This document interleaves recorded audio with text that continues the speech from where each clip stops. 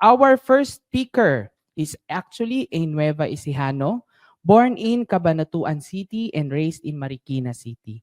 He finished his Bachelor of Science degree in Fisheries as a full scholar and Master of Science degree in Aquaculture as a DOST scholar, both here in CLSU. He was granted to transition to MSc to PhD straight program under the DOST Accelerated Science and Technology Human Resource Development Program after finishing his master's degree for only 1.5 years.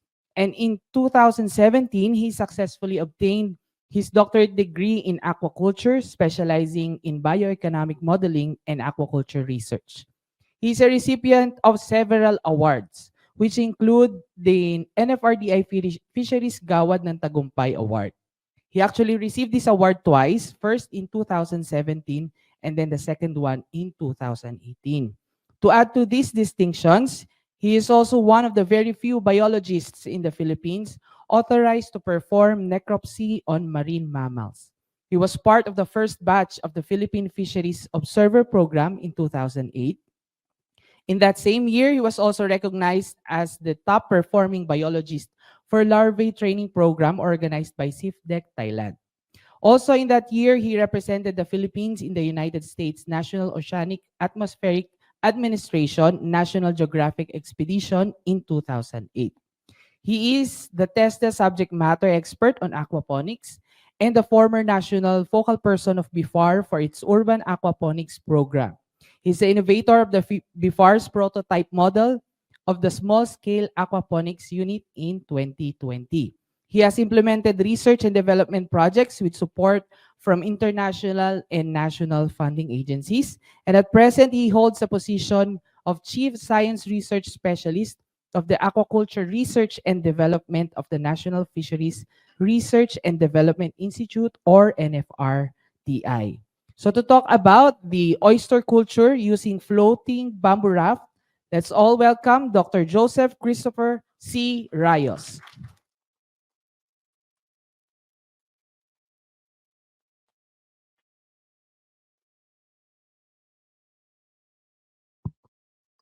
Hello, good morning. Okay, kinabahan ako sa kanina, sir. Baka kala ko anything under the sun na itatanong, pwede eh. So related lang po Okay. So first, I would like to thank sa BAR for giving us an opportunity na makapag-present in front of you. And it's a parang na tuwa din kami kasi as a graduate of CLSU, it's a honor for me na maging part nitong activity natin.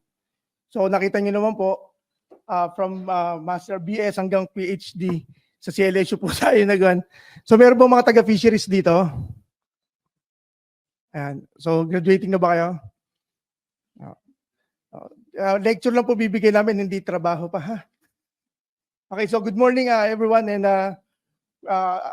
the project I'll be presenting ngayon is yung project namin under BAR.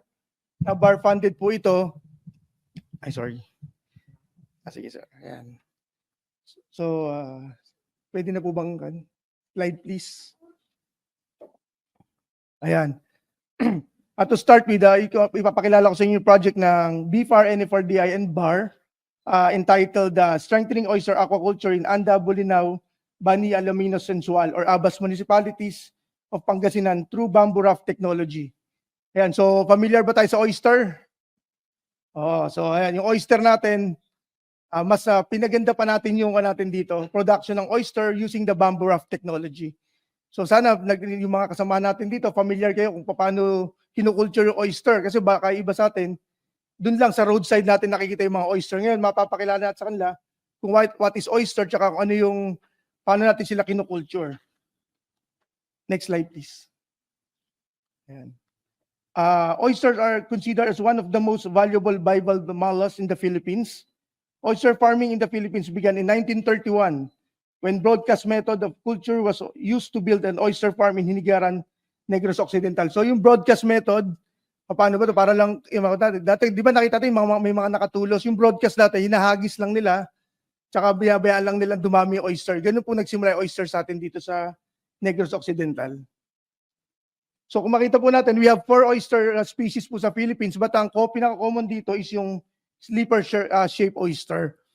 So may mga, ito po, kung may mga bumibili sa atin ng oyster before sa mga daan, roadsides, or dun sa mga palengke, ito po yung makikita natin yung nasa baba na sleeper shape oyster. Next, please. Next slide po. And the oyster industry in the Philippines has going uptrend in the past few years. So tumataas talaga siya sa Philippines. But however, oyster production in Pangasinan, kung saan yung pinakamarami natin halos na oyster production, bumababa po siya in the last few years. So since 2011, the production in Pangasinan of oyster ay bumababa siya. So that's why na-conceptualize natin itong project na to to address that. So several efforts to increase the production of oyster in the province were done but unsuccessfully due to low technology adoption, unsustainable production, and other reasons. So makita nyo, yung government, tayo dito sa BFAR, NFRDI, hindi naman tayo nagkulang na pataasin yung production, but of course, yun nga, sabi nga nila, hindi nga din ganong umaangat yung production. That's why yung NFRDI with the science na gusto namin i-implement, isa na bigyan natin ng justice para maipataas natin yung production ng oyster sa Pangasinan. So this project is implemented to revive the oyster industry in the province through the bamboo raft technology. Mamaya ipapakilala natin sa inyo kung ano yung bamboo raft technology. I'm sure na sa atin dito, malapit tayo sa Pangasinan, alam niyo na paano kinukulture yung oyster. So itong papakita namin sa makabagong pamamaraan para mas mapaganda pa natin yung production ng oyster. Next please. Next slide please. And so ano ba tong oyster na pinag-uusapan natin? So una-una, anong Tagalog ng oyster? Talaba, ayun. Oh. Okay, very good. 1 point na kayo sa board exam. Mga taga-fisheries yan, okay? So classified under phylum Mollusca, under class Bavalia, usually found in brackish with presence of natural food. Shells are made of calcium carbonate and conchylon. So ibig sabihin nito, yung mga natin dito, no? Sa brackish water po. When we talk about brackish water, ito po pinaghalong fresh water and marine. So that's brackish water. Next, please. So there are several methods of oyster culture in the Philippines, including una-una, yung sabi ko kanina, yung tulos, kung saan yung mga bamboos natin nakatusok lamang directly dun sa mga floor, the bed, sea floors natin, no? And then dun natin sila pinapalaki yung mga oyster. Then yung broadcast, which is yung sabog, as the name implies, ito po yung tinatapon natin dun sa yung pinaparami lang natin sila. And then the hanging or pabitin, and the long line or tinatawag na sampayan. So makita natin, may mga different culture systems tayo ng oyster dito sa Philippines. Yun nga lang, ano napansin nyo dito sa kanito, sa mga traditional oysters natin? So kung makita nyo, itong mga oyster natin ito, nakadikit po sa lupa yung mga natin dito, yung pagkukulture natin ng oyster. So once na nakadikit sa floor, ano medyo implication nito?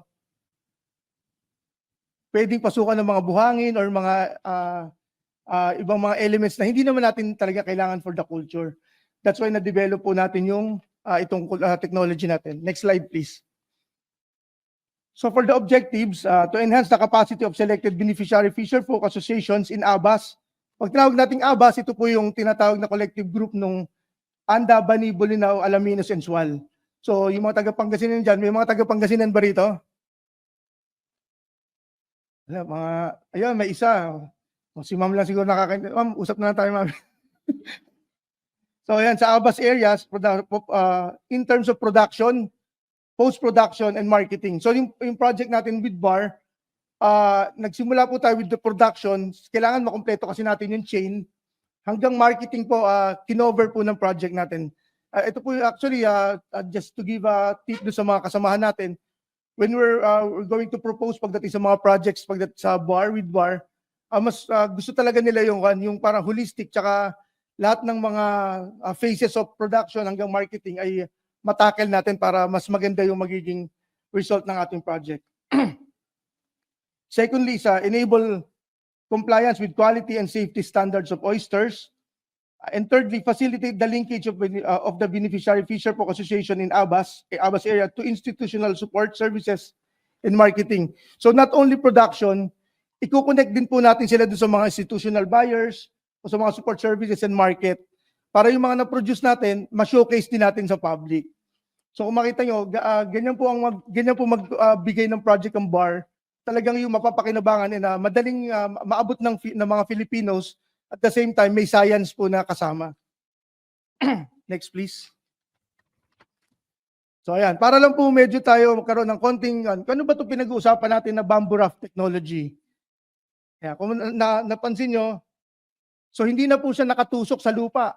Hindi na po siya nakabaon sa lupa. So with the raft, ibig sabihin ng raft, ito po yung lumulutang na structure. So with the raft, meron tayong 6 by 9 meters na structure na gawa siya sa bamboo poles. Kung makita nyo, meron tayong 6 by 9 tas bamboo poles and meron mga floater na drums. So pag may floater, ibig sabihin, lulutang, di ba? So hindi na natin kailangan nakadikit sa lupa yung mga oyster beds natin. So ang kakapitan mo naman ng mga oyster natin dito, reusable plastic straps. Ito po yung isa sa mga innovations ng NFRDI, yung reusable plastic straps wherein, di ba sa traditional method, pagka yung mga ginamit nating kawayan is na-consume na o nagamit na sa culture, hindi na po siya maulit gamitin kasi masisira na siya. With this one, kasi since floating siya yung kawayan natin, then yung strap natin is nahuhugasan, napapalitan, nalilinis natin, pwede natin siyang gamitin hanggang 5 years or more pa yung straps natin. So with that pala, economically, viable siya and mas eco-friendly kasi. So pagka nasira yung mga natin, bamboos natin na nakatusok, ano nangyayari doon sa area? Sige, any wild guess? O, kuwari, nagkaroon ng bukbok or nasira na yung mga natin, magkakaroon ng build-up or siltation dun sa area. So pag once na magkaroon ng siltation, hindi na siya maganda dun sa mismong environment natin. So ito po yung structure para lang aware ko. Pag nakakita kayo ng ganito sa Pangasinan or any part na pinag-adapt natin, ito po yung structure na ginawa ng NFRDI para dun sa oyster production natin. So si Manong, hindi naman siya lagi nakatayo dun, pero makikita niyo pa rin yung structure. Baka hanapin si Manong, yung structure lang po ha. Okay, next please. Next slide please. Ayan. So what is a bamboo raft technology? So developed and verified by Japan in Dagupan, and this technology, raft are constructed using bamboo and plastic drums as floaters. So kung makita niyo po yung mga materials na nilagay namin dito, simplified and madaling makita. So lahat kayo pwede nyo i-adapt itong klaseng technology. So with that, kailangan kasi meron din tayong science behind that. So a modification was made by NFRDI wherein 1-inch wide plastic straps are used as oyster spot collectors. So hindi na yung tulos ginagamit natin, gumagamit na po tayo ng plastic straps na reusable. So 5 to 10 years ang lifespan naman ng plastic straps natin. So each 4-meter plastic strap is folded into 2, tied together by a nylon or monoline to create a loop wherein 1.5 PE rope is inserted and secured, which will serve as strings. So these strings with plastic straps are hung in bamboo raft for spot collection and grow out. So yung mga pinakita ko sa inyo kanina, isasabit po natin dun sa mga bamboo raft natin. For pag sinabi natin spot collection, ito po yung mga baby na oyster na pinapakapit natin. Then pagka yung sinabi naman natin na grow out, ito po yung once na yung mga makuha natin, kasi may mga spot areas, collection areas tayo, wherein doon tayo magkukolekta, then ta-transfer natin doon sa mismong grow out. Pagka grow out naman, dito na natin sila papalakihin. So kung natatandaan nyo kanina, gaano katagal tayo nagpapalaki ng oyster? Based doon sa kanina, 5 to 6 months doon sa project natin. But yung traditionally, ang oyster sa Pangasinan, 6 to 8 months yung pinapalaki. But doon sa ating project, 5 to 6 months pala nakakapag-harvest na tayo. Mas malalaking oyster pa compared doon sa traditional. Next slide please. So para lang po magkaroon tayo ng overview ng ating project, within 5 to 6 months, 22 to 24 kilos of oyster per square meter po ang na-harvest natin, or 1,000 to 1,300 kilograms of oyster per raft ang na-harvest. Imagine nyo yung isang raft nyo, nakaka-harvest ka ng 1.3 kilograms ng oyster. Gano'ng karami? Magkano oyster ngayon? Ha? Magkano oyster? Mahal, di ba? Hindi na rin ako nagtanong. Baka hindi ko mabili. So ngayon, sabi natin dito, in 5 to 6 months, 22 to 24 na oyster per square meter ang kaya natin, kilograms per square meter ang kaya natin i-harvest. So malaking improvement ito pagdating doon sa mga tulos natin na traditional method.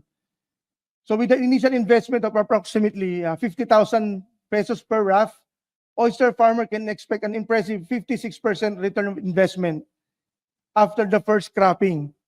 So yung mga economics dyan or yung natin dito sa fisheries. So pag sinabi nating ROI, ito po yung sinusukat natin para makita natin kung kumikita po yung ating venture na dun sa oyster. So nakita niyo po, 56% po yung return of investment. So kumita ba? O kumita. Kasi huwag kayong mahiya. Actually, ganyan din ako dati. Hindi nga lang dito kasi medyo bago lang to eh. Luma na kasi ako. So ito kasing hall na to bago lang. So basahan ko natin dito isa feel relax and well lang. Huwag kayo masyadong tatakot ako sa inyo. Tigas yung mga tingin eh. Okay, relax lang kayo kasi talagang para sa inyo itong mga lectures natin. Okay, so considered as a non-fed aquaculture. So pag sinabing non-fed, bakit non-fed? So hindi natin pinapakain. Once na ma-set up natin siya dun sa area, no need for food or feeds na ipabibigay na sa kanila. Papalaki na lang, antay na natin silang i-harvest after 5 to 6 months. So wala nang di ba? Una-una, tipid sa materials, and secondly, yun nga, tipid din sa labor. So once na iniwanan nyo siya doon, huwag nyo naman, di ba, silip-silipin nyo rin. Kasi baka wala na yung mga nakakapit. So tinatanggal nyo dyan isa, constant checking din and monitoring. But ang nakita nyo dito, since hindi na kayo ano yung natipid nyo, kung nagpapakain kayo ng tilapia or bangus, compare sa oyster, feeds, di ba? With the absence of feeds dito, di nakakapag-culture pa rin tayo ng oyster with the same production and amount ng kikitain natin. So viable talaga siya. So marami talagang nag-adapt nito sa Pangasinan nung in-introduce namin. That's the very reason na, kasi unang-una, once a businessman ka, ang kakailanganin mo talagang hanapin is yung profit. So parang ganito yung nangyari dyan sa ating oyster. Oyster farming is a promising lucrative venture for fisher folk seeking for alternative livelihood. Next slide, please. Ayan, para lang familiar tayo, no? We'll be comparing the traditional method sa bamboo raft natin. So gusto ko lang magtagal kayo sa slide na to kasi para makita nyo din talaga yung what's really happening dun sa field. So saan ba nanggaling yung mga oysters na kinakain nyo, binibili nyo sa roadsides? Ito po yun. For the traditional bamboo, traditional method, oysters are exposed to pollution from freshwater runoffs and domestic waste. Ito nga po, nakita nyo kanina, dahil nga kailangan niyang nakatusok sa lupa, so anong implication nun? So ang mangyayari, kailangan malapit sila dun sa shore. Kasi kailangan umabot yung tulos nila dun sa lupa. With the adjacency dun sa land, so mas prone sila sa pollution tsaka dun sa freshwater runoffs. So since kanina sinabi ko sa inyo, ang oyster ay brackish water species. So pag maraming runoffs, mamamatay din po yung mga natin pagka masyadong tumabang naman yung ating tubig. So prone to fouling organisms or barnacles, kasi dito nagtatribe yung mga barnacles, so malalapit lang din sa and prone to natural predators, crabs. Itong crabs naman na to, hulihin na rin natin to kasi mas masarap yata sa So natural predator siya ng oyster, yung mga crabs natin. And of course, yung siltation nga. Since meron siyang tulos, meron siyang bamboo na ginagamit, meron talaga tayong magpuproduce tayo ng siltation dun sa area. And oyster harvest from traditional practice are smaller. So mas maliliit po yung naka-harvest natin na oyster dun sa mga traditional method. Una-una, any idea kung bakit meron tayong maliliit na naka-harvest na oyster? So sige, ako na lang ulit. Ayaw sumagot. So dahil nga yung minsan natatabunan na ng lupa yung natin mga oyster natin o marami ng mga pumapasok dun sa shells. So hindi na siya nakakalaki. So that's the advantage, una-una advantage ng ating bamboo raft. So for our bamboo raft technology, so it's a mobile structure. So unlike kanina na naka-fix po yung mga oyster natin, this time it's a mobile structure, meaning once na magkaroon ng problema, po pwede natin siyang hatakin in a safer place. Kunwari, nagkaroon ng, anong kadalasang problema natin pagdating sa mga culture sa fisheries? Bagyo, ayan. So pag meron tayong bagyo, po pwede nating hatakin sila sa mas safer na cove or yung sa place na mas hindi ganong maapektuhan ng bagyo or anything na makakasira doon sa raft. So increase production per unit area. Since floating siya and marami tayong straps na kayang ilagay, definitely tataas talaga yung production and it shows naman dun sa harvest natin. So better oyster meat dahil nga nakita nyo, hindi siya nagaganong napapasukan ng mga buhangin or mga dumi, and faster growth. Bakit faster growth? So since nandun siya sa medyo mas malayo na konti, yung food kasi doon, una mas accessible sa kanila dahil with the flow, once nadaanan ng flow ng tubig yung ating raft, may mga dala na siyang food ng ating oyster. So unlike dun sa Tulos na kailangan niya, hahanap siya ng pagkain dun sa fixed area niya. Unlike dun sa ating floating raft na talagang nadadaanan ng waves or wave action. So decreased mortality rate, sa una-una, yung sa predator, tapos yung sa nalalagyan ng mga buhangin. So madi-decrease yung mortality rate. With that, tataas pa yung harvest natin. And oyster can be harvested 5 to 6 months of culture. Unlike dun sa traditional, umaabot ng 8 to 9 months yung culture natin. Next slide, please. Ayan, kung makita niyo po, ito po yung natin, konting kailangan din, meron tayong economics, no? Meron kasi tayong 100 na bamboo raft na i-deploy dun sa 5 areas. So it covers 5,400 square meter. So kailangan, para lang mayroon kayo idea, i-compare natin sila dun sa same size of area ng ating oyster raft, ay yung oyster natin na Tulos.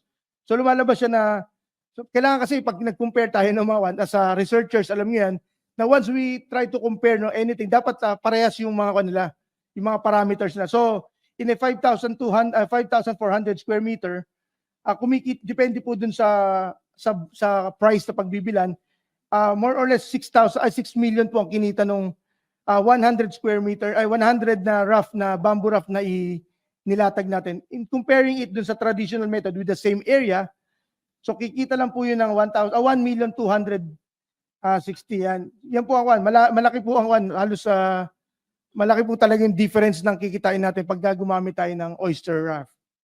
So, next slide please. So, ayan, kanina, since we're dealing with science, kailangan meron tayo laging proof. So, with this one, you could see, ito yung sa may rectangular area natin, ito po yung area ng mga Tulos natin. Kung ano yung mapapansin natin dito, so, din nasa circle, yun naman yung oyster raft natin. First, makakita kayo dun sa ating bamboo stake lang, yung bamboo stake ang ginagamit, makakita kayo ng dark coloration, indicates siltation. And the presence of, and then sa bamboo stakes. So pag maraming mga bamboo na nakatusok na gano'n, anong magiging implication nun? Sa navigation. So bamboo stakes may hinder navigation path for boats. So pwede bang, teka, wala pala tayo pointer, no? So lalapit lang ako, ipapakita ko lang sa inyo na this one, kung makita nyo, wala na madadaanan yung mga natin bangka. So they have to go para na makapunta doon sa area na gusto nila puntahan. That's one of the disadvantage ng ating mga Tulos, na hindi mo siya pwede sagasaan ng bangka, masisira, di ba? Hindi mo na naman siya pwedeng daanan kasi pwedeng hindi naman sa'yo yung farm na yun, nasira mo, so mag-aaway pa kayo. So kailangan talaga yung mga farmers, umiikot pa sila, yung mga fishermen, umiikot pa sila na dun sa area na wala nang Tulos para lang makarating sila sa mga gusto nilang puntahan. And with this one, nakita nyo naman na NFRD oyster bamboo raft. So makita nyo, anong difference niya dun sa rectangular area natin?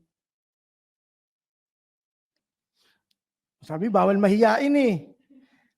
Yan, di ba? Nakita nyo mas malinis yung ilalim niya, di ba? Dahil wala po tayo, ano yung wala kanina? Siltation, ayan, very good. So mas unang-una, mas malinis siya. That's why mas marami din siyang, instead na buhangin yung nakakain nila, natural food na po na galing dun sa water, yung na-absorb ng ating oyster na nasa raft. So that's one of the difference sa technology na nilatag natin with bar.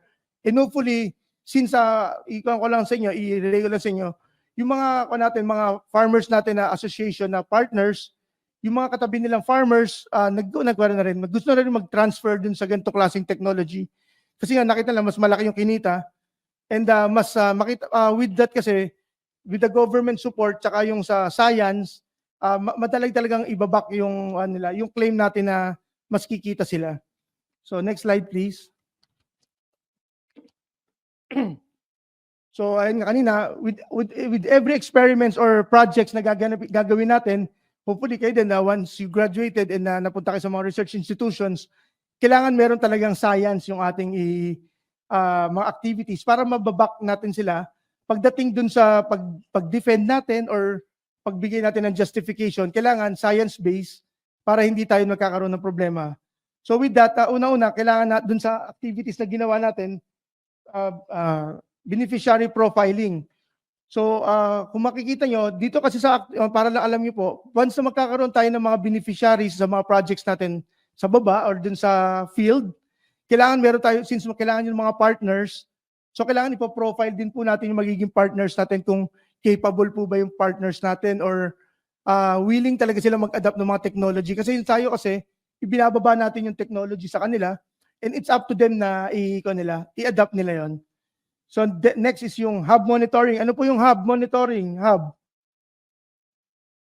Harmful algal bloom. Ayan. So ano hinahanap sa harmful algal bloom? Red tide. Ayan, tama. So kaya tayo nagmo-monitor din ng hub kasi nga kinakain natin yung oyster. So pwede rin kasi magkaroon ng ma-infect ng red tide ng oyster. So dapat safe din po yung natin. That's why kailangan talaga din natin ng constant hub monitoring.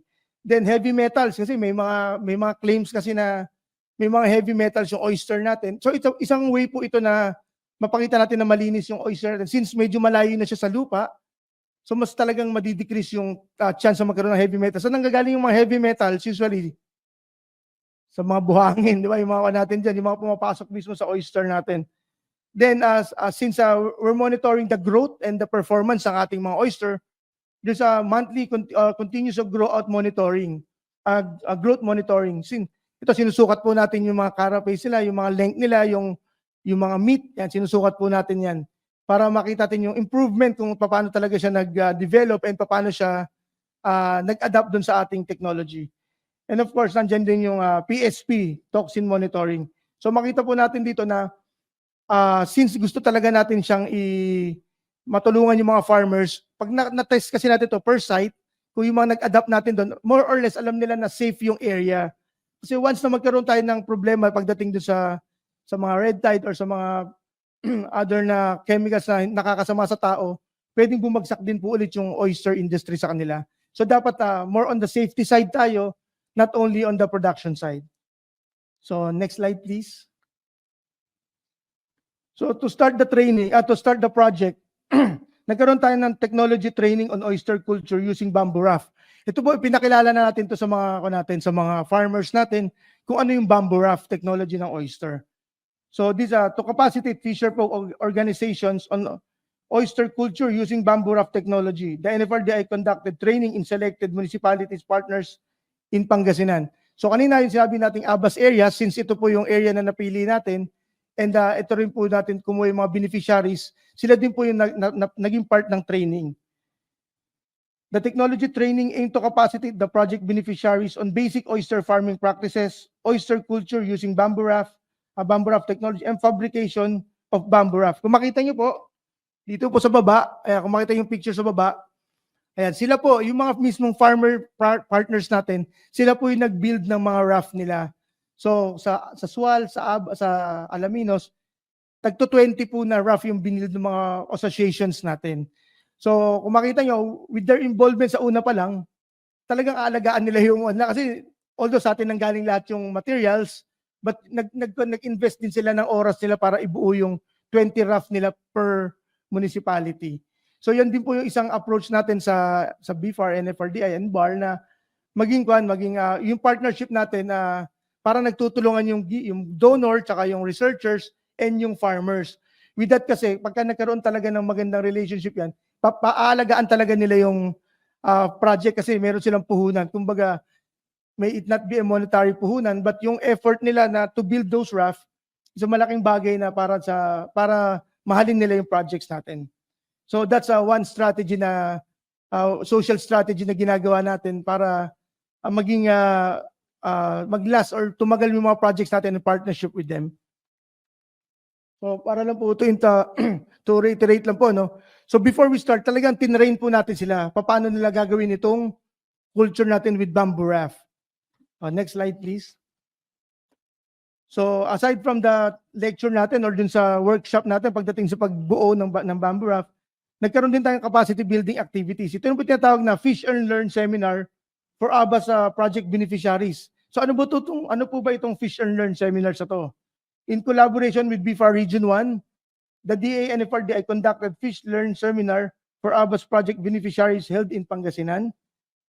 Fish and Learn Seminar simulates real-life events that influence the financial behavior of fishermen and their families. So with this seminar kasi, sinisimulate nito yung mga real-life events. Paano ba mag-harvest, paano ba magbenta, paano ba sila makiki-coordinate dun sa LGUs or something na institutional buyers nila. Pinapako natin sa kanila paano nila talaga gagawin yon. Kasi mahirap naman sabihin natin, okay, Farmer 1, mag-connect ka dun sa LGU nyo. So kailangan tuturuan natin sila kung paano gagawin yung pag-connect sa LGU and dun sa mga businesses na malapit sa kanila. Okay, so next slide please. Kanina, as I mentioned earlier, we're not only dealing with production, but hanggang post-harvest po, tumatawid yung project natin. So with this, makita natin dito, tinuruan naman natin silang gumawa ng oyster sauce and processing, oyster sauce processing and smoking. So oyster sauce processing, yung po mga oyster nila, yun po mismo yung ginawa nilang oyster sauce. Tinuruan po natin sila paano gumawa ng oyster sauce. Then sa processing naman, ito yung nag-smoke naman sila. The other products naman, smoke naman yung ginawa. So kung nakarinig kayong tinapa yan, mga smoke yan. Ito naman, oyster, ganun din. So sa post-harvest, tinuruan natin sila ng oyster sauce processing and smoking. To further capacitate ABAS project beneficiaries, training on value-adding technologies was conducted by NFRDI and BFAR.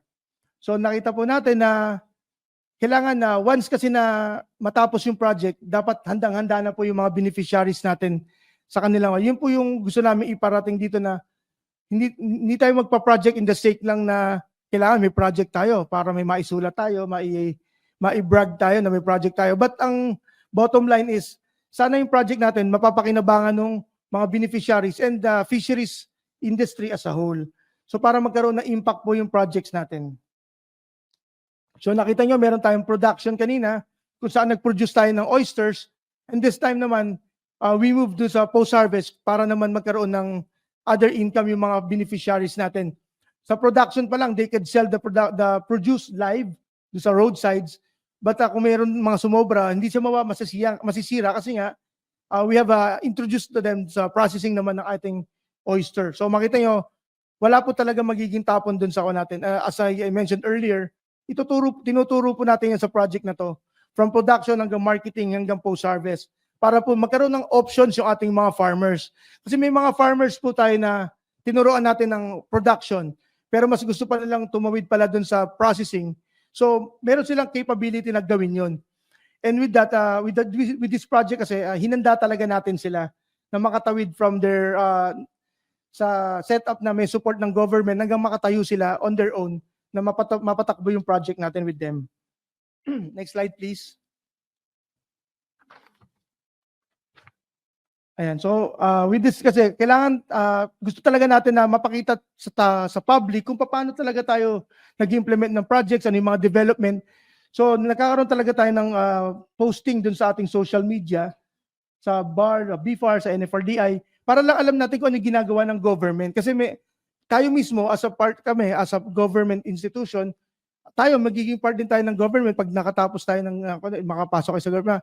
Kailangan na, hindi lang na gumagawa tayo, but mas maganda na pinapakita din natin sa public kung ano nagagawa natin kasi magkakaroon ng interest yung mga public natin na makakaroon sila, baka gusto nilang i-adapt yung technology and at the same time, yung mga studies kasi na yan, since it's a scientific study, pwede rin makakuha yung mga researchers natin, yung mga students, baka meron silang topic na related to that na pwede nilang magamit naman sa kanilang mga scholastic activities. And at the same time, yung mga businessman, kung gusto nilang adapt, mas madali na kasi meron tayong constant posting and reminder sa kanila kung what's happening. So yan yung sa ating social media campaigns. Next slide, please. So ayan po. Ito naman yung not only kumukuha tayo ng ating mga testimonies sa mga farmers natin, no? Kasi nga, sila mismo yung magsasabi kung what's happening. And this one, another one is a posting sa NFRDI. Naku, si Sir, andito ka, Sir. So, ayan, we're very fortunate na one of our harvest activities ay naka-join po yung bar Yun po ang ko namin dito sa NF4DI and BFAR na dapat talaga una transparent tayo sa what's happening and laging yung mga lalo na yung mga donor institutions na they're updated talaga kung what's happening kasi mas maganda na nakikita nila yung worth ng ibinigay nila sa atin na fund ay nagagamit talaga sa tama.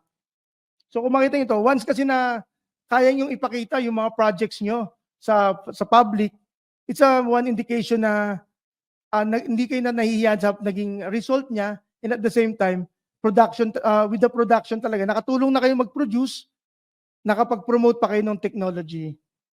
Yan. So itong farmer na to, tuwan-tuwa siya. Kayo ba, natuwa ba kayo? Sana, okay. So pag-graduate nyo, welcome po kayo sa NFRDI na mag-apply. Sabihin ko sana, welcome kayo tumingin sa page namin. Kung meron gusto tumawid sa employment, welcome po talaga kayo. So next slide please.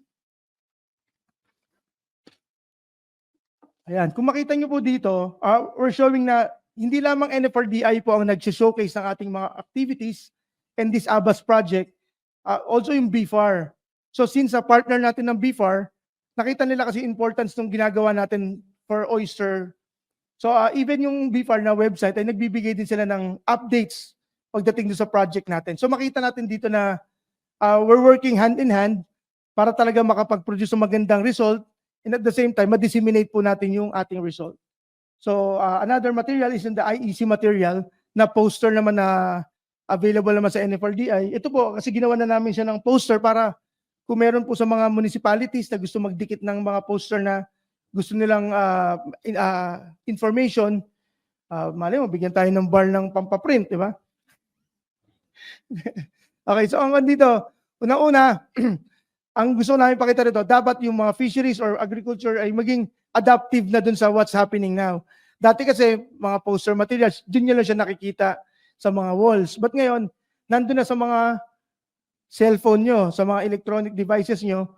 So mas malaki na yung coverage. So kayo po yung new batch ng ating mga researchers ay mas magiging mas madali sa inyo na hanapin yung mga technologies, technology informations.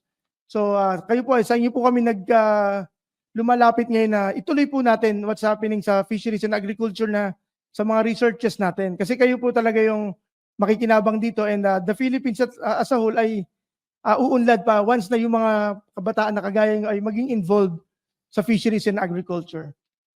Next slide please. Para lang po, meron tayong kanina, para lang po pangalanan po natin what's yung mga associations na kasama natin dito. For ANDA, nandiyan yung samahan ng mangingisda ng Barangay Carrot, so group 1 and 2. So for Bani, Aparaw Fish Farmers Association and Garita Fisherfolk and Farmers Association. For Bulinaw, samahan ng mangingisda at mamamayan ng Lucero. For Alaminos, samahan ng magsasaka at mangingisda ng Balay Daan. Okay, and then for Daswal, Baybay Sur Fisherfolk Association. So kung makita nyo kanina, sinabi ko po sa inyo, how we choose yung mga associations natin. So pinili natin sila, pinrofile po natin sila, kinuha natin yung willingness nila. So ito po yung mga association na nag-answer dun sa ating calling and naging part sila ng project natin. So ano naging benefit dito? Not only naging part sila ng project natin, ang kagandahan kasi sa mga project ng BFAR and BAR, ay NFRDI and BAR, yan nga, once na binigay natin sa kanila, wala silang ginagastos and yung kita sa kanila po yan. Hindi po namin kinukuha sa BAR or sa NFRDI yung kita nila. So lahat ng kinita, magkano yung kinita nung kanina, yung project natin? 6 million. Napunta na po sa tao yun mismo. Doon sa mga association. Hindi po babalik sa NFRDI or sa BAR yung pera. But ang dito, makikinabang po talaga yung mga farmers natin. Next slide please.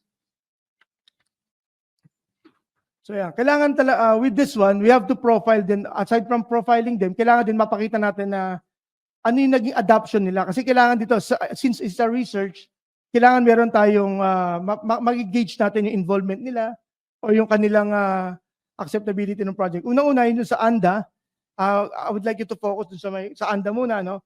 Sa ANDA, Fisherfolk use bamboo raft technology for mussel culture. So dun sa ANDA pala, they're using it rough din, pero hindi naman ganun sa design natin for mussel culture. So with that, Fisherfolk are introduced to oyster culture using bamboo raft. So aside dun sa mussel culture nila na nakalutang din, meron din tayo in-introduce na oyster para mas maraming choices po yung farmers natin. So once na magkaroon ng maraming choices and maraming adapters, so unang-una tataas ang ano, production. Secondly, yung makikreate natin na job opportunities. Ayan. So hindi lamang to, kailangan maramdaman po ng mga kasamahan natin all over the sectors dun sa ating lugar na mayroon tayong bamboo raft technology, meron tayong projects na nakakatulong sa lahat. So once kasi nagkaroon ng production, tumaas yung production, yung mga sellers naman, sila naman din ang kikita. So ganun din, yung mga producers or processors naman, po pwede rin kumita. So makita natin na it's a chain kasi. So once sa baba pa lang, tumataas na yung, meron na tayong improvement, mararamdaman po yan hanggang sa dulo.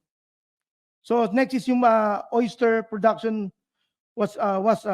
no oyster production was recorded since 2018 sa Bani. So 2018 pa lang wala na tayong oyster recorded dun sa Bani. So with this project, na-introduce po natin sa kanila yung bamboo raft natin na oyster production, and nakapag-restart na sila ng oyster culture dun sa lugar.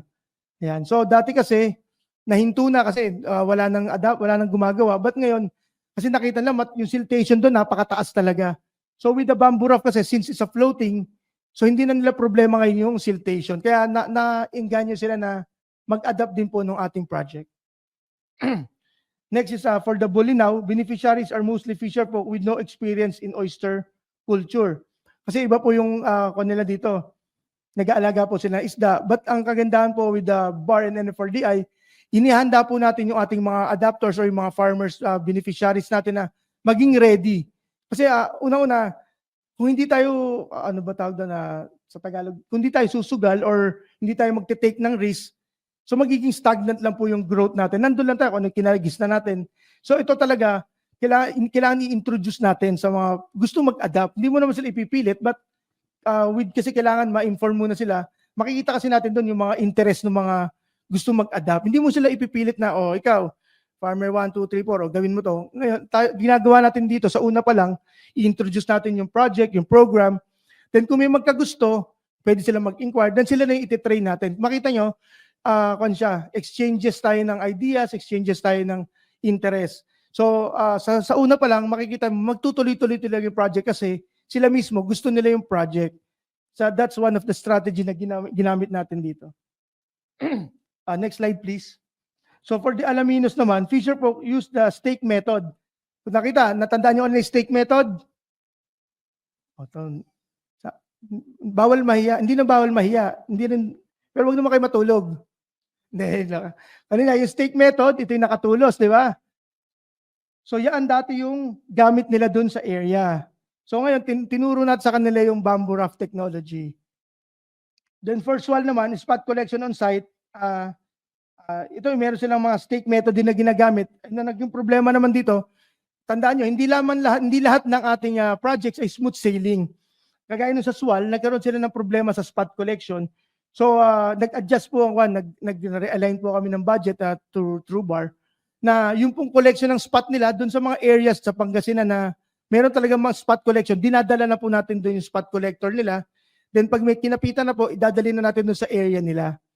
So anong implication nun? Unang-una, yung production nila same pa din, tuloy-tuloy. Pangalawa, once kasi na magkaroon ng colony na ng mga oyster sa lugar na yan, marirevive na po yung population ng oyster sa kanila. So in 2 to 3 years, hindi na nila kailangan kumuha ng spot doon sa dagupan, but doon sa area nila, makikita nila na kumakapal talaga yung spot or yung mga baby oyster nila na pwedeng palakihin. So that's not only we're giving them opportunity na kumita, but at the same time, i-revive natin yung oyster industry dun sa lugar. So lahat sila makikinabang, hindi lamang yung mga farmer beneficiaries natin, but yung mga katabing areas or yung katabing farmers na gustong mag-adapt, sila na rin makikinabang dun sa project. Next slide please. So yan, kinuhanan din po natin ng, ng mga testimonies yung fish farmers sa iba-ibang municipalities natin para makita din natin and to gauge ano talaga yung kaya nating i-achieve dito sa project na to. So very positive naman sila sa mga response nila. So obvious naman, nakangiti pa si Kuya. Masaya kaya ito, napagod lang, binuhat yung So, next slide please.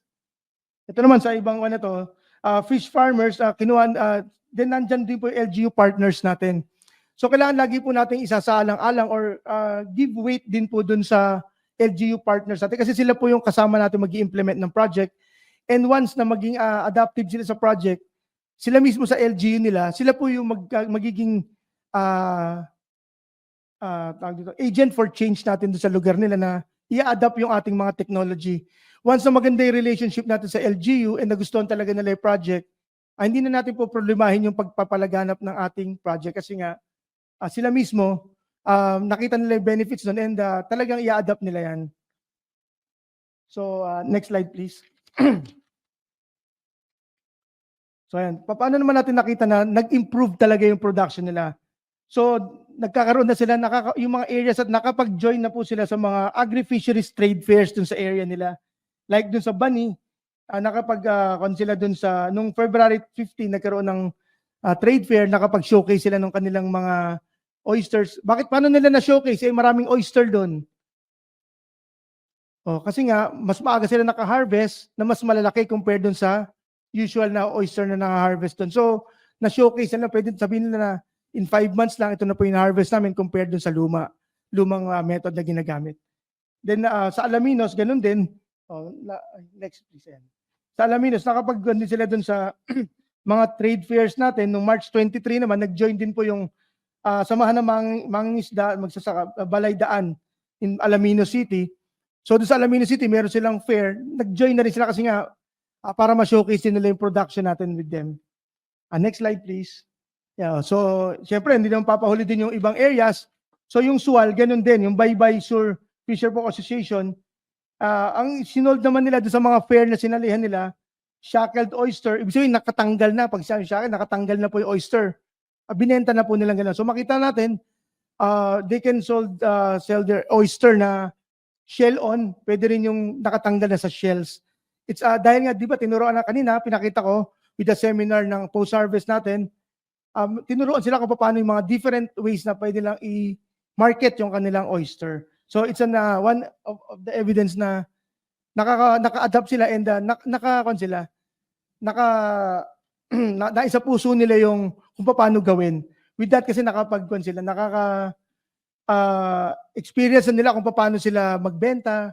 Kasi dati sinasabi nila, masyado maliit yung kita kaya wala na nag-oyster. Ngayon, nakakapagsali pa sila sa mga trade fairs. That's how effective yung naging bamboo raft technology natin. Next slide please. So ayan po, one of our farmers din, doon po sila pa na pwesto mismo sa oyster raft natin, bamboo raft natin. So na-feature naman tayo sa CNN. So makita nyo, hindi lamang tayo na-recognize doon sa local area nila, but even CNN na-recognize kasi yung naging benefits ito tsaka yung importance ng ating project.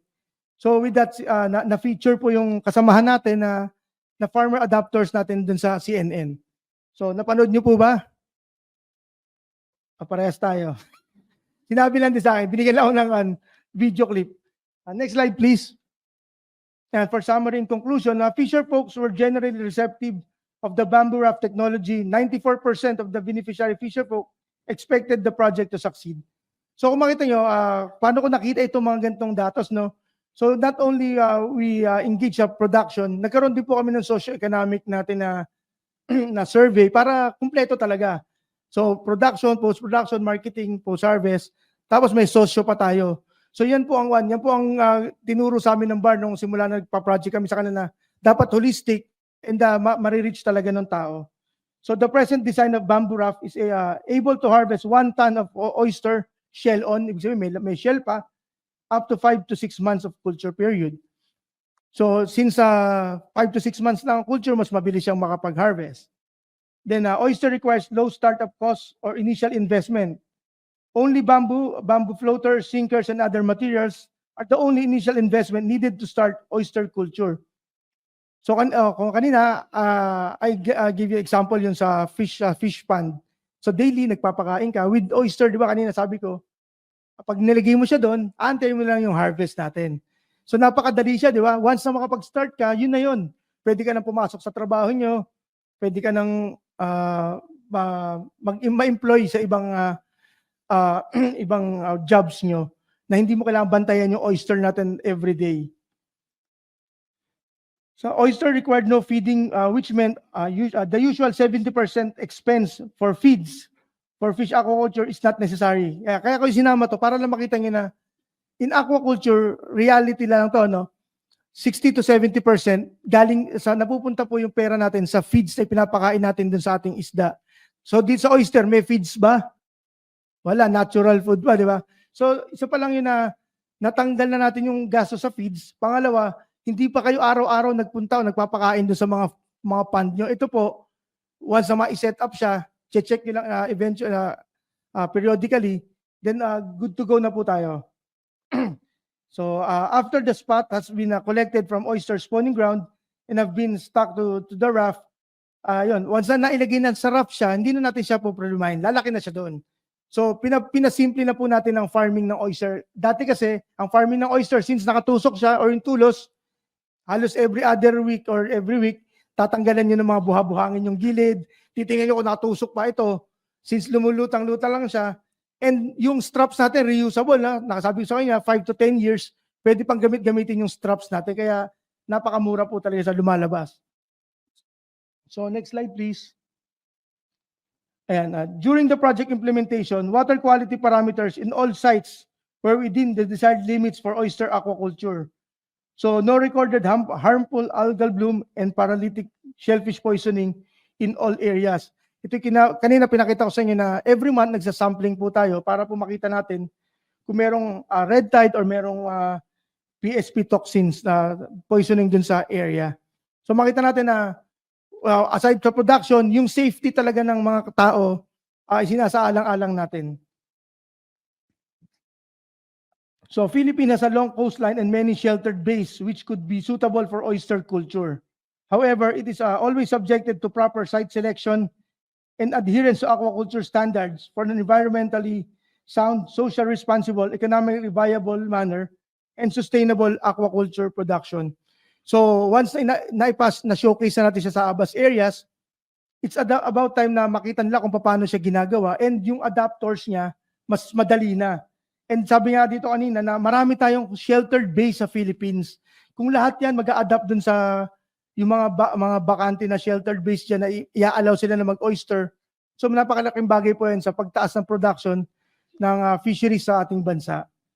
So that's one of the natin dito. Goal natin na maipalaganap talaga yung safe oyster production. Hindi lamang po oyster production na kailangan ligtas din po. Nilatag natin kanina, ano yung mga parameters. So madali na po tayo makasunod. Next please. Yan. So, ito po yung natutunan ko sa bar nung simula nung nag-TBI pa kami. Kailangan meron tayong exit plan palagi. So, kasi matatapos yung project, kailangan meron tayong exit plan with them. So, NFRDI created a monitoring and assistance team, ensure that project activities will continue and be able to monitor their progress. Even after completion of the project, the NFRDI will continue to monitor the activities and progress of our beneficiaries through periodic monitoring and dialogue. So, since natapos po yung project natin, itong June, yung po mga farmers natin, binibisita pa rin natin yan. Nakikipag-dialogue tayo sa kanila and sila din minsan, nag-i-invite sila sa mga harvest nila. But ang constant talaga dyan, we keep in touch dun sa kanila pagdating sa mga problems. Kasi even though tapos na yung project, pero as a government service po tayo, pwede po tayo mag-serve pa rin ng mga technical assistance na libre naman po. So kaya ang kagandahan dito, tapos yung na-develop natin na partnership or friendship with them, mag-i-stick po yan. So yun din po ipapalaganap nila na since sila tinulungan ng government, it's up to them naman to give back naman sa mga kaibigan nila, katabi nila. Hindi namin kailangan na government din yung bigyan nila ng pabor, but yung ipalaganap nila dun sa area, malaking bagay na po sa amin and we're thankful kung maipalaganap po natin yung technology natin. Next slide please. Ayan, so ito po, gusto ko lang po ipakita na with this one, BFAR and NFRDI, pwede nyo po kaming kontakin anytime na may kailangan kayo. Wag po kayong mahiya na magtanong. Para commercial yan. Ayaw magtanong. So ibig sabihin, anything na related to aquaculture, kami po sasagot nun. In fisheries, meron din po tayong mga divisions na po pwede sumagot dyan.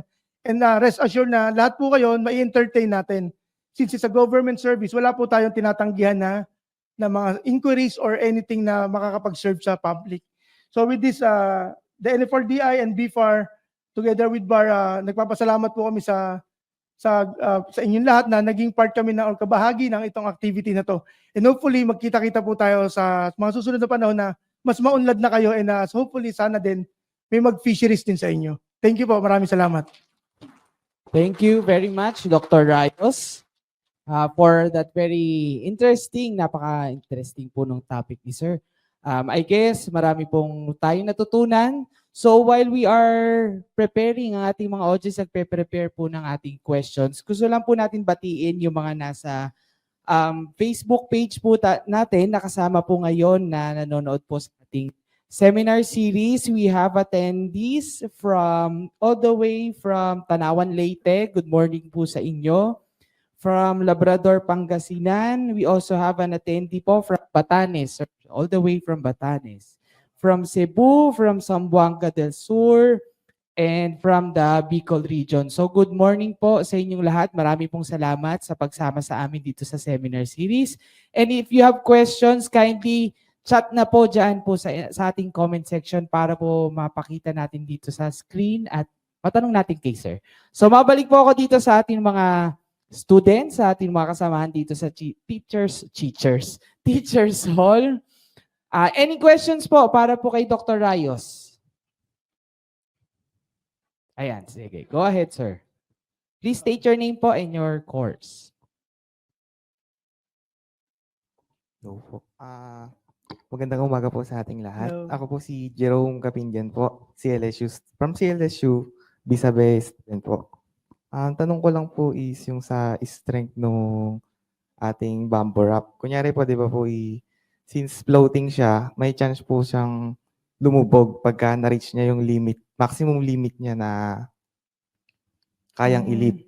So ano po yung maximum weight na kayang ilit ng isang flat po ng ating bamboo wrap technology? Okay, thank you. Maganda yung tanong mo. No? That's why with this one, para lang makita natin na una sa structure natin, meron tayong floaters. So with floaters kasi na may-maintain natin yung buoyancy ng ating tawag dito, float o yung rough natin. But doon nga sabi mo kanina, may mga limit lang yan. Kaya may nagkaroon tayong mga instances na nagdadagdag kami ng floater kasi pag maraming kapit, una-una it's a good thing na maraming kumapit kasi sabi ko nga sa inyo, 1,000 kanina, 1,000 kilos or 1,300 kaya niyang rough na yan. Basta pagka lumagpas na ng 1,000, susuportahan na natin ng ulit floater. Yung floater naman na yan, pwede ikakabit lang natin. And pagdating dun sa harvest, matapos ang i-harvest, pwede mo nang kunin additional floaters. Tama yung sinabi mo, sir, na observation mo na pwede siyang lumubog kasi nga sa sobrang bigat, nangyari din po sa Alaminos yan. Kaya nagdagdag po tayo ng floater in support dun sa kanilang raft. And ang kagandahan po dito, yung mismo mga farmers, sila po kasi nag-o-observe na ko Doc, paano ba to? Medyo lumulubog na tayo. Yun nga, ang naging so since with this one, ito po yung magiging solusyon natin. And yun po ang kagandahan ng open yung communication ng both parties pagdating doon sa ganitong mga projects. With your questions, sir, thank you very much. And hopefully nakita nyo doon sa sagot namin na doon sa capability na buhatin yung oyster natin, 1,000 kilograms, kaya pa niyan. Pero once na doon, pwede tayong magdagdag pa ng ating mga floaters. Yun lang. Thank you. Yung additional po yung di ba po bamboo yung gamit, kahoy. Okay. May chances pong mag-decay yun. Mga ilang years po siya bago palitan. So, ilan yung saka natin, Nico, dun sa kan? Ito hindi na yung estimate natin na at least 3 years po siya. Kasi hindi naman siya yung kagaya ng steak na talagang nakalubog siya.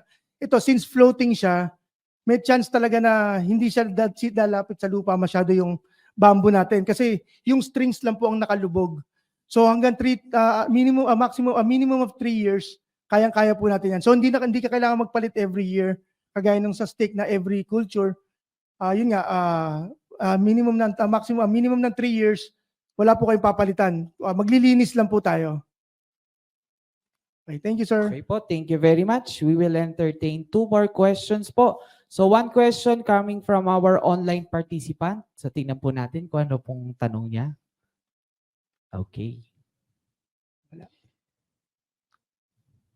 Siguro bago po to sa online participant, meron pa po bang isang question? Yes, go ahead, sir. Ayan, may dalawa po. Sige, ma'am, after po, kayo po.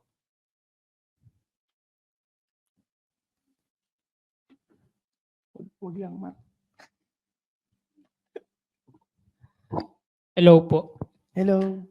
Good morning po. I am Ernest Julius Wariola from College of Agriculture po. Question lang po. Dahil din po nabanggit nyo kanina na kailangan po natin ng plastic as floaters or yun po ata yung straps or drums para sa paggawa ng bamboo raft, hindi po ba siya makaka-affect sa quality ng water and oyster? And also, makasiguro po ba tayo na hindi ito magiging or makakadagdag sa water waste? Okay, thank you. Sa una-una, yung floating raft, yung pong sa floating raft po natin, ginagamit po natin dyan yung drums po. Ang isang consideration, dapat food grade po yung drums na yon. Hindi pa siya nagamit sa oil or dun sa mga ginamit sa mga pinaglagyan ng gasolina. Food grade po yung oil drums natin. With the sinasabing na baka makakonsent sa pollution, hindi naman siya makakadagdag sa pollution in person na hindi naman siya nag-erode yung natin, nagkuhan yung drums natin. And kung nakita natin may sira or merong, pwede naman natin palitan. Actually, mura lang ang mga natin, drums natin. Pero maganda rin yung point mo na tungkol sa pollution. Tama din, dapat lagi natin i-consider yun. But with this one, nagkaroon talaga kami ng mga safety nets pagdating dyan.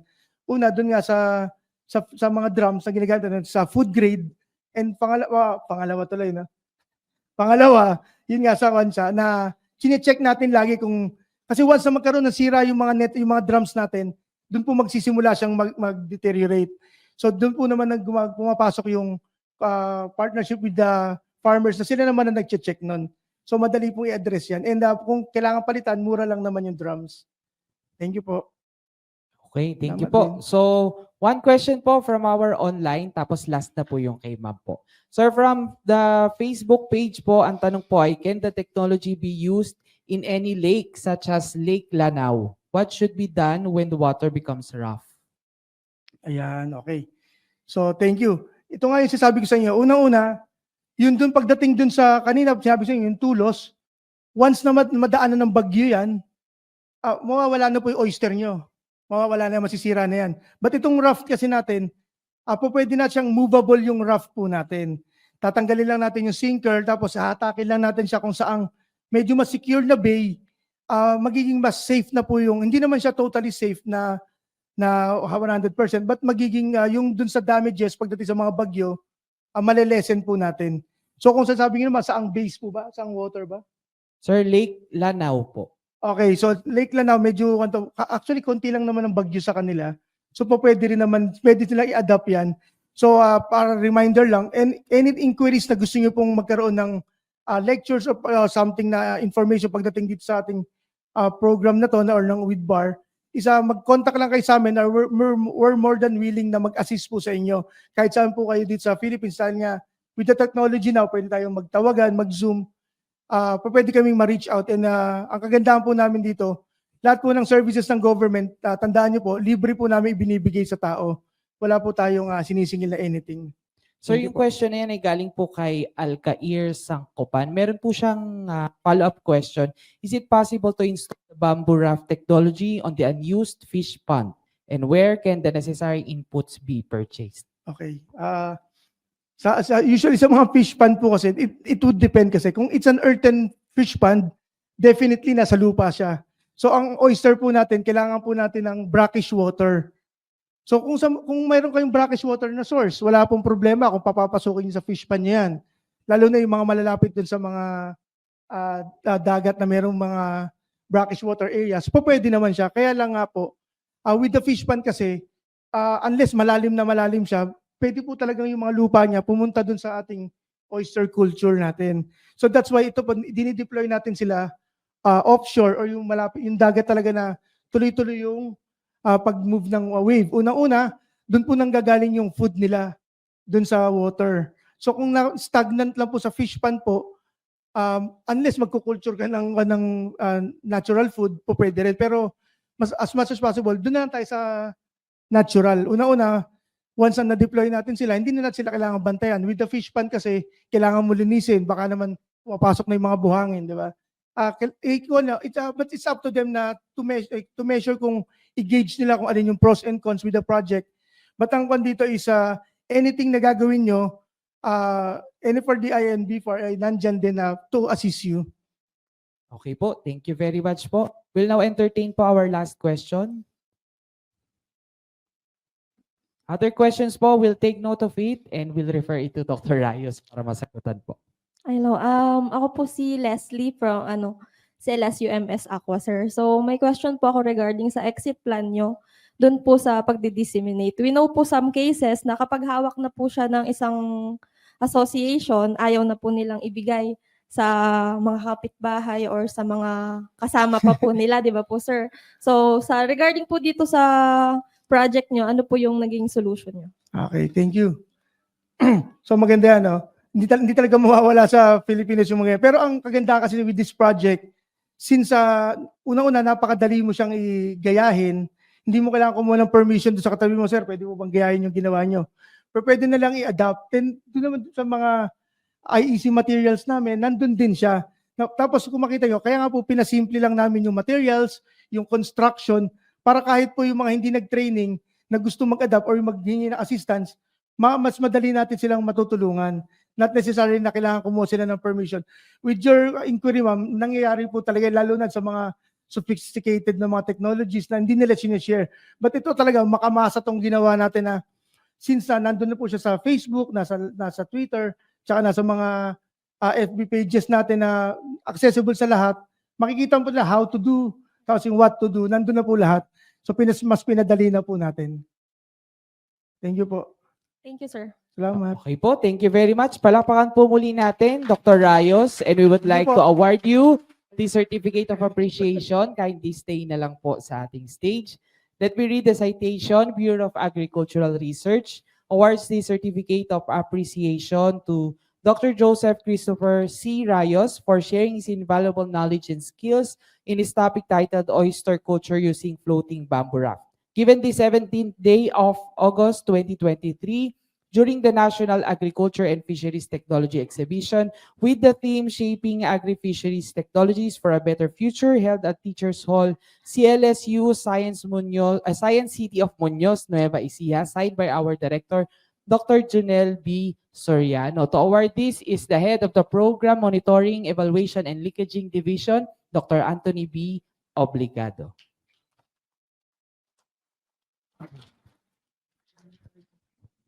Sirs, kindly stay po for the photo op po. Isang official.